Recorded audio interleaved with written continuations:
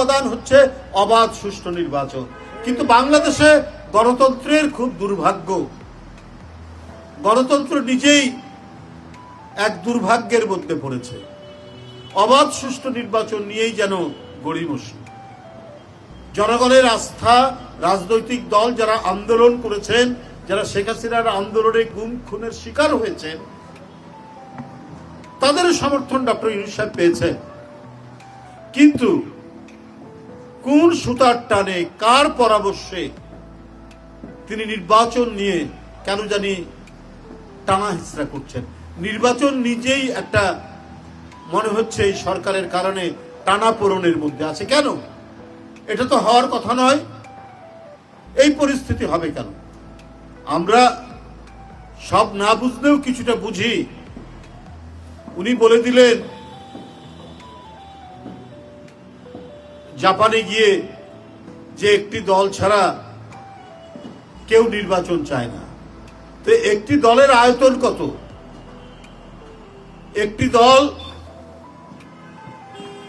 তার প্রশস্ততা কতটুকু, এটা তো মাননীয় প্রধান উপদেষ্টা তিনি তো বলেননি জাপানে।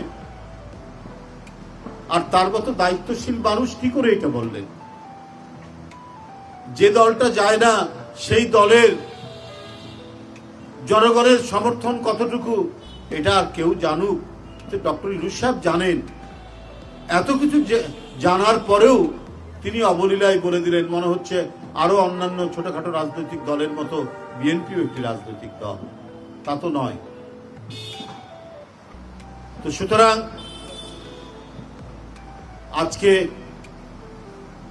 এরপরে আপনি দেখেন কত রাজনৈতিক দল নির্বাচন ডিসেম্বরের মধ্যে দ্রুত নির্বাচনের কথা বলেছেন, সংস্কারের কথাও বলেছেন।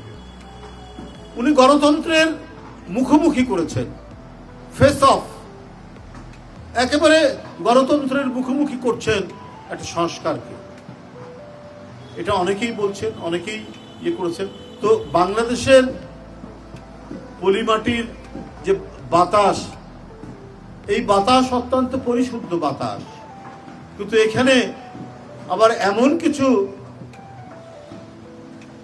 পঙ্কিল বাতাসও প্রবাহিত হয় যে অনেকে ক্ষমতায় আসলেই চিরস্থায়ীভাবে থাকার একটা স্বপ্ন দেখেন। যেমন দেখেছিলেন শেখ মুজিবুর রহমান, যেমন দেখেছেন শেখ হাসিনা, তেমনি আবারও অন্তর্বর্তীকালীন সরকারের মধ্যে এই পঙ্কিল বাতাসটা তাদের শরীরেও লাগছে কিনা, এটা তো মানুষের কাছে একটা বড় ধরনের প্রশ্ন হয়ে দাঁড়িয়েছে। কেন এই অবস্থা তৈরি হবে? কেন আজকে দুই একজন লোকের কথায় বা রাজনৈতিক দলের কথায় তিনি এই ধরনের সিদ্ধান্ত নিচ্ছেন? এপ্রিল মাস প্রচন্ড খরতাপ, বৈশাখ মাস, চৈত্র এবং বৈশাখ প্রচন্ড গরম থাকে। এক। দুই নম্বর হচ্ছে এই সময়ের মধ্যে ম্যাট্রিক পরীক্ষার প্রস্তুতি, ইন্টারমিডিয়েট পরীক্ষার প্রস্তুতি এবং সমমানের সমপর্যায়ের আরো দাখিল আপনার মাদ্রাসার বিভিন্ন পরীক্ষা এই সময় হয়। তাহলে এইটা আপনি বেছে নিলেন কি করে? আর কেবল রোজার ঈদ শেষ হবে তো মানুষ রোজার মাসে রোজা রাখবে, সিয়াম সাধনা করবে, না নির্বাচনী প্রচার করবে?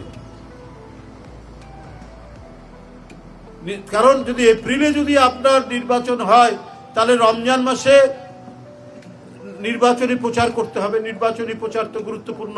এখানে যারা শুধু ক্যান্ডিডেট নয়, ক্যান্ডিডেটদের যারা সমর্থক তারাও অন্তর্ভুক্ত থাকবেন। বাংলাদেশের নির্বাচন, অবাধ সুষ্ঠু নির্বাচন একটা উৎসবের মতো। আমরা মনে করি এবারে অবাধ সুষ্ঠু নির্বাচন আমাদের যে প্রত্যাশা, সেই প্রত্যাশা অনুযায়ী হওয়ার কথা।